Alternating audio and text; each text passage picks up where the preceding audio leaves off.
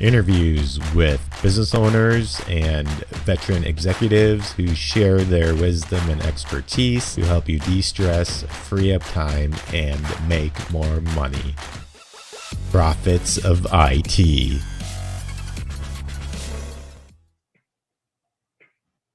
So welcome to the podcast, Profits of IT.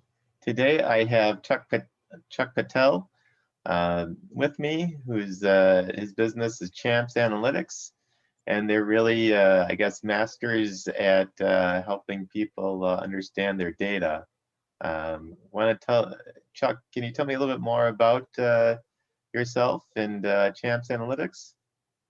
Yeah, certainly, Jim. So, Champs Analytics has been around since 2006. I actually started the business, and we have a very, simple mission in life, which is to help our customers understand their data in their business more effectively, so that they can make better decisions on how to, how to run their business more profitably, more efficiently, more successfully. So we like to, make the claim that there's millions of dollars of great ideas buried in your data, and our job is to help you uncover it in a very, simple and straightforward type of process that doesn't require them to do a lot of manual efforts to make that happen. Got it. Cool. All right. So tell me a little bit about yourself outside of work. Tell me about Chuck when he's not sitting behind the computer and analyzing data.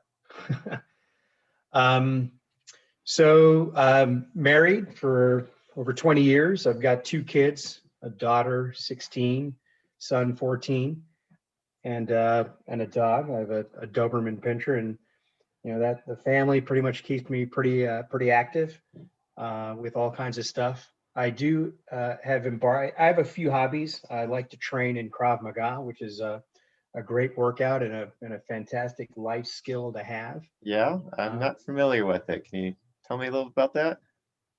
What Krav Maga is? Yes. Yeah, Krav Maga is basically a self-defense system that was developed, by the Israelis about 40 years ago, I believe. And it's really just a system that allows you to, it's kind of like a martial art, if you will, but it focuses more on intensity in terms of accomplishing the goal versus the fancy acrobatic ballet types of moves that you learn in the traditional Asian types of martial arts. So, but it's a great system to help you in life if you're ever attacked by one or more people, or somebody puts a knife in your back, or a gun in your face. There's all kinds of fantastic ways to defend against those techniques, and it's basically the foundation level training that all the folks in the Israeli military go through, and then they teach these concepts to other military and law enforcement agencies around the world. And I'm just kind of fortunate to have a place that's about 3 or 4 miles from me, so I could spend about an hour a day there, pretty much 5 days a week.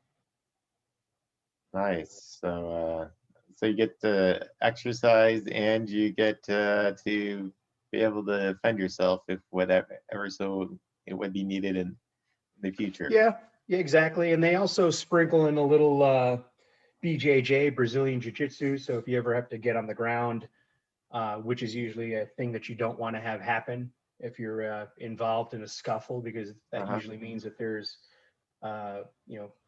some people lurking around that might be buddies with whoever's attacking you. So you always try to strive to get up and get back on your feet, so that you can either run away and get home safely to your family, or deal with whatever threat is happening, either in your home or out in the street somewhere. So that's a pretty fun thing that I like to do, and tries to help me stay in shape. And the other thing I like to do is I like to fly radio control airplanes. So that's kind of a thing that I've been doing for 25, 30 years now. So that's a fun, peaceful way to kind of disengage from the rest of the world and focus on flying your plane in the sky. Got it. So, is there correlations between the martial arts and business? Do you apply is there things that you've learned from the martial arts that you apply to your business? Yeah, it's funny you say that because, in a situation where your life is threatened, you have a couple options. You can either run away, which is the most, and not disengage, right? Because that's the most painless way to avoid any kind of confrontation. And that's what's recommended. That's what they teach us, and that's what they teach pretty much everybody that is, takes any kind of type of martial art.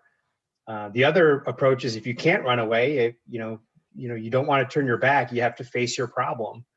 And in business, what I learned, kind of as a business developer, and being in sales, a lot of salespeople find themselves in a situation where they're afraid to have the conversation with their prospect, because they're afraid of what they might say. They're afraid that the prospect will say no.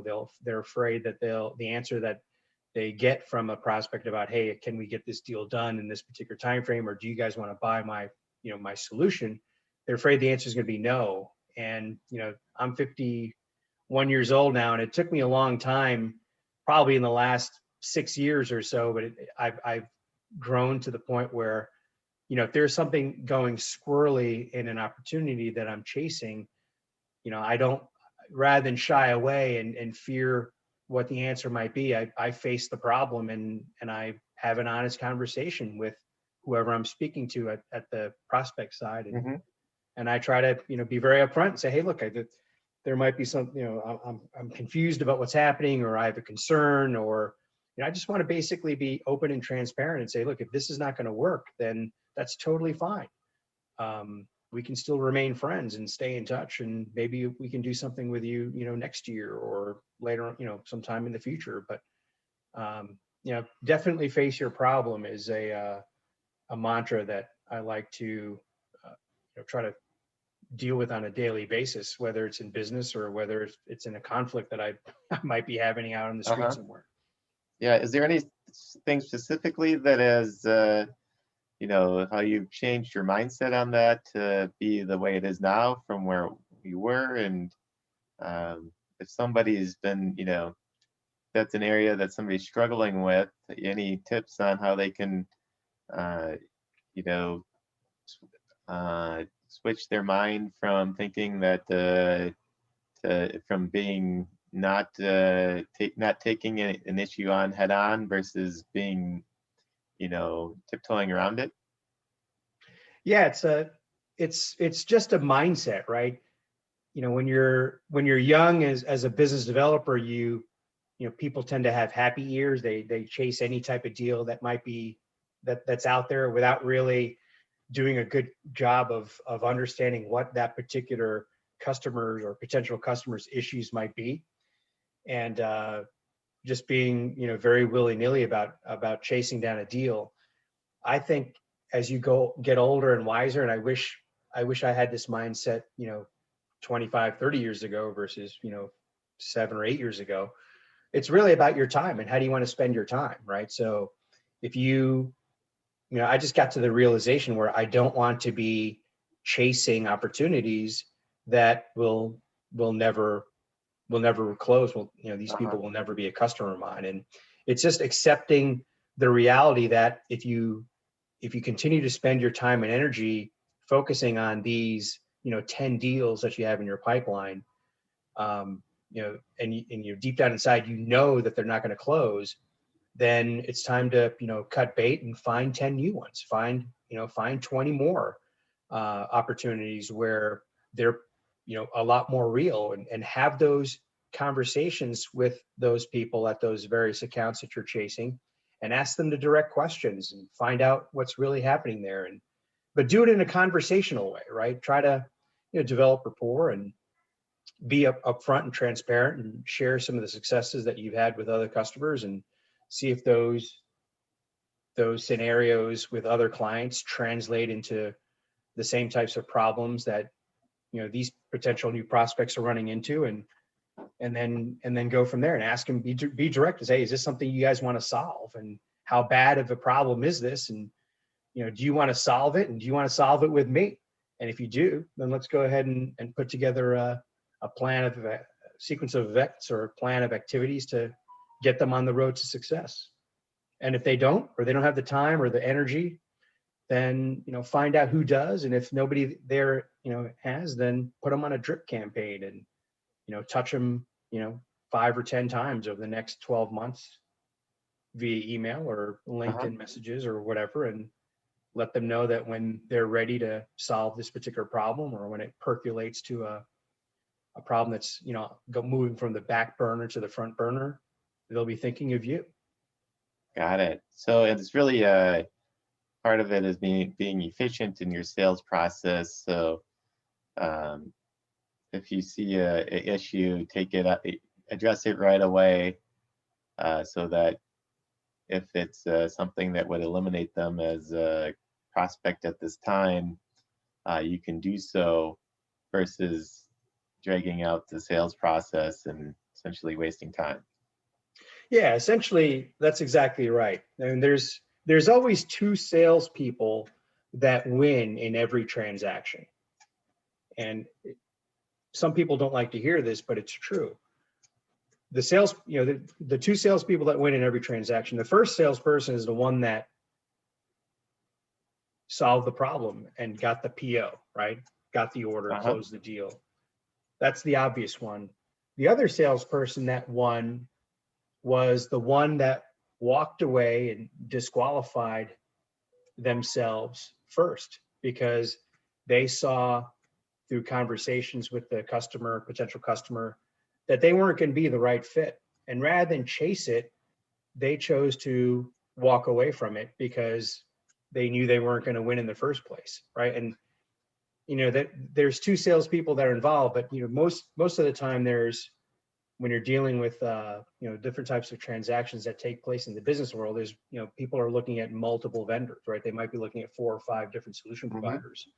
So I always try to encourage the people on my sales team to be one of those 2 salespeople. Either go out and get it done, find the value, discover what the problem is, deliver the value for what our solution could be, explain the ROI on it. Or if it's just wired for something else, or you're not getting the type of feedback that you need, then don't chase it, because the likelihood of it closing is going to be slim to none.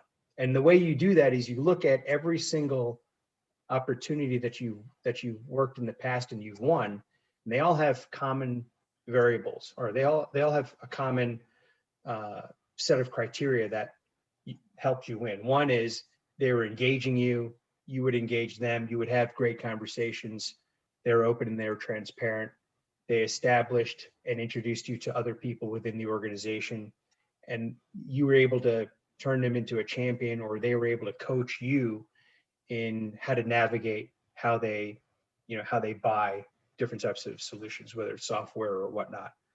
And if you look at all the deals in the past that you've won, those are some pretty common similarities. And very rarely do you win an opportunity because somebody just says, hey, I want this.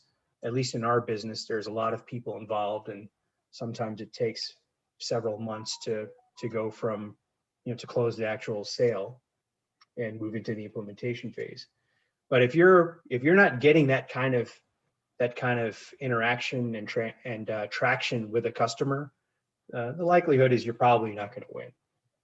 So what do? You got to go find somebody else, right? You got to have intriguing conversations with people to replace that particular deal with another one, or 3 or 4 other ones, and continue the process, right? Because we're trained, rather than trained to be salespeople, we're trained to try to solve problems, right? Because our solutions are pretty fantastic, and they can solve some pretty impressive problems. I mean, we save our customers millions and millions of dollars a year. We change the way they do business. We change the culture of their organization in terms of how they compensate their salespeople. How they modify their maintenance strategy if they're a nuclear power producer. I mean, we're doing things, showing our customers how they can, transform their business just by looking at their data more effectively. Cool. So is there ways that have been effective for you, or that you find effective, to go out and find more opportunities and new opportunities? It sounds like really keeping that pipeline fresh is key to your success. And, yeah, I mean, keeping the pipeline fresh is the key to anyone's success when they're in the business development world, business development game. But there's no real rocket science to it, Jim. I mean, you have to make sure you're satisfying your customers on a daily basis, and then you're trying to find other types of customers that might have the same type of problem that your existing customers have, and go find people within those organizations and start having conversations with them, right? About, hey, we've helped, this particular type of customer, or this customer of ours who's in your same type of business. These are the problems that they're having in their organization. Do you guys find yourselves in a similar situation? And if so, how do you tackle these problems today? And would you be interested in learning more about how we've done this for XYZ company? So there's no magic bullet. You have to find other customers that are out there, or potential customers that are out there, that you can do business with. But having a strong referral program is always good. That's probably the best way to develop business. But there's, like I said, no rocket science involved. It's a lot of axe and spade work. You've got to go out and uncover those opportunities. So it takes a lot of action, is what I'm hearing from you. It does. You've got to spend time. You've got to spend time trying to find out, who you want to do business with as well, right? So if you're, you're having a certain amount of success in the medical device industry with a certain market segment, then go out there and find 50 or 60 other customers that are in that same type of business, or they might be competitors, who knows? But you'd be amazed at how often, at least in our business, how often customers find themselves doing the same things and running into the same problems and solving them the same way, and having the same amount of frustration and lack of success. And that's where we come in with our story and help them understand that there is a better mousetrap that's out there that can solve that problem for them. Got it. Cool. So what would you say is your business superpower? What do you do better than anybody else in business? And what would your tips be for somebody that is wanting to make that their superpower? I don't know if we have any, business superpower other than focusing on and polishing our own internal process in terms of how we have conversations with our customers and how we chase down new business. We're not a shotgun approach where we try to throw everything out there and see what sticks. We like to be a little bit more laser beam focused, a little bit more sniper focused, where we try to pick and choose who we want our customers to be, and then try to cultivate relationships within those potential new accounts. But we're not, like I said, we're not doing anything magical. I wish we were, but unfortunately we're not. We're in the same boat as everybody else. I think what we do is we just try to spend our time more effectively working, like I said before, opportunities where we have a better chance of winning. Really being efficient in that sales process. Yeah, and having a sales team that isn't afraid, right, to have those conversations. Because what's the worst can happen? The worst that can happen is they say no. And getting to yes is always a great thing, right? Yes, we want to do business with you. Yes, here's the purchase order. Yes, let's go ahead and get this thing started on next Tuesday, right? But getting to know really quick, no is equally valuable to me as well, because that way I remember being working for, Sage Software many years ago, and it was the same problem there. It's like we had a pipeline of opportunities that we would chase, and every quarter or every month we would go through our list of opportunities, and the sales management would be like, well, why are these deals still out here? You've been talking about them for 4 or 5 months in a row. When are they going to close? And all of us on the sales team, it wasn't just me, but we all were in that situation where we didn't have another deal to go replace it with. So we just kept working it. And, sometimes, we would get those customers to come on board, but it was pretty rare, right? So you've got to go out and find new opportunities. And like I said, have these have the most intriguing type of conversation you possibly can, and try to set yourself apart in terms of how you can differentiate yourself from other customers. Got it. So you gotta, what are ways that you set yourself apart from your competitors? Well, we do a bunch of different types of marketing types of events. We've taken customers out on fishing trips where we get to spend time with them all day down in South Florida on a boat. That's always a great way to get to know people. We do and host golf outings, so we can get people to come meet with us over at let's say at my club.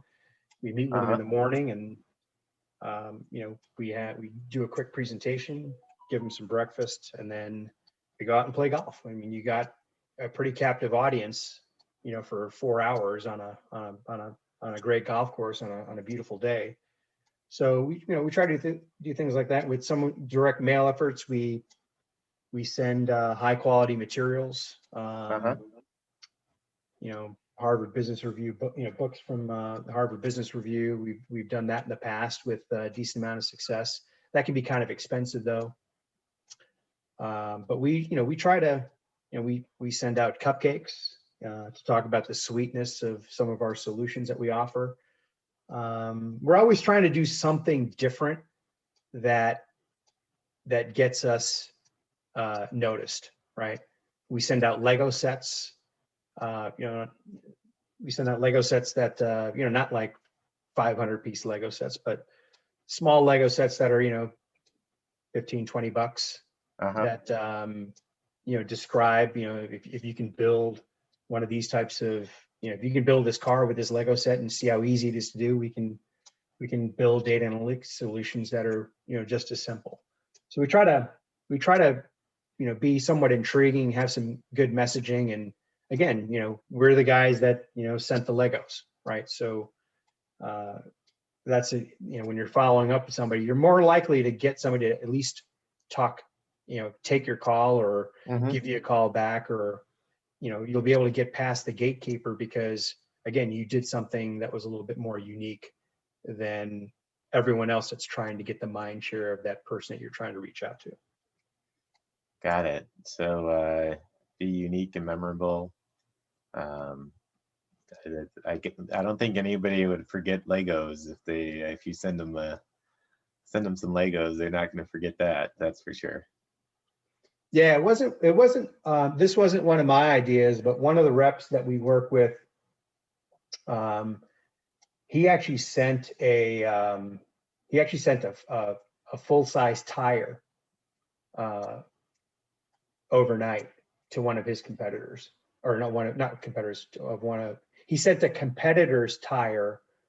It was a tire company. I can't remember which one, but one of the big ones. And he actually was calling on, XYZ tire company. And he actually sent a competitor's tire over to the guy that he was trying to reach, because there was all kinds of press about the performance of one of these tires. And it was an industrial type of tire.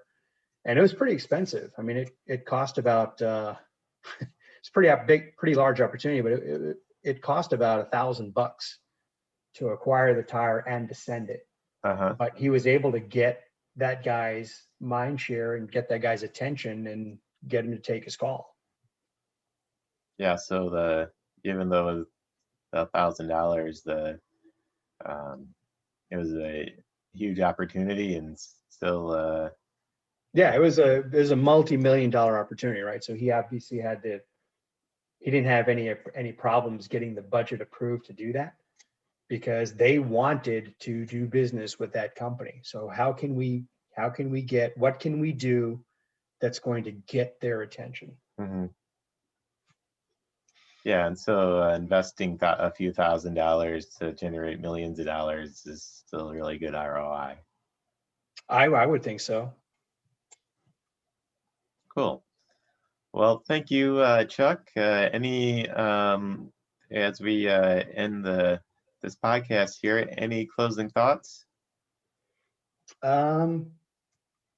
No, other than the fact that if any folks that are out there that are listening to the podcast have challenges trying to analyze their data, if they're doing things the manual way with spreadsheets, or if they're using BI solutions that maybe are a little old school and aren't working, I think we can help them out very easily and build them a proof of concept and show them, ways that they can analyze their data that they've never been able to do before. And I bet it'd be a mind-blowing event for them. Give us a call.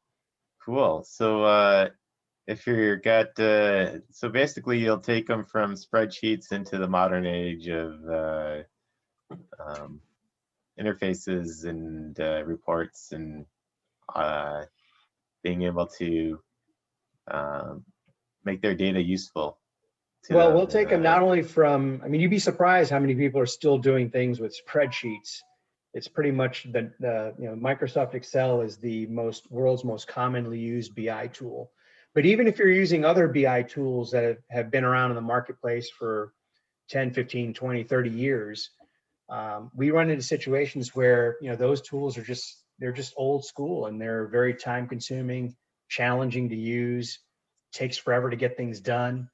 And, with the solutions that we offer with Click or ThoughtSpot or Tableau or Alteryx, the leading solution providers in the BI space that we partner with, according to Gartner, we basically can deliver solutions that, in a quarter of the time, that deliver twice the value at a half the cost. So, if they're using something old school, one of those dinosaur types of BI tools, and they're open to something new, we're the ones that can probably help them out very easily. Got it. All right. Well, thank you for your time today and all your insights, and just for the tidbits that you did share. I think people will gain some helpful things from that. I'm glad we were able to jump on the session today, and glad to help in any way I can, and would be more than happy to chat with any of the folks that might be listening to this one-on-one, not only about sales or business development, but about Krav Maga, Doberman pinchers, or radio controlled airplanes. Cool. And so what'd be a good way to get in touch with you if somebody want to do that? You can just reach me at Patel at champs, CHAMPS, analytics.com. Or you can obviously reach out to me on my cell as well, 404-457-1506. I'm pretty available to chat. It's not like I'm busy traveling all over the world like I used to. Yeah. So yeah, not a lot of traveling going on at the moment. Yeah, that'll hopefully change soon. I think people are longing for face-to-face contact with people, and meeting a customer over lunch or breakfast or drinks or dinner. I think we're going to get back there. It's just going to take some time. Hopefully by the end of this year.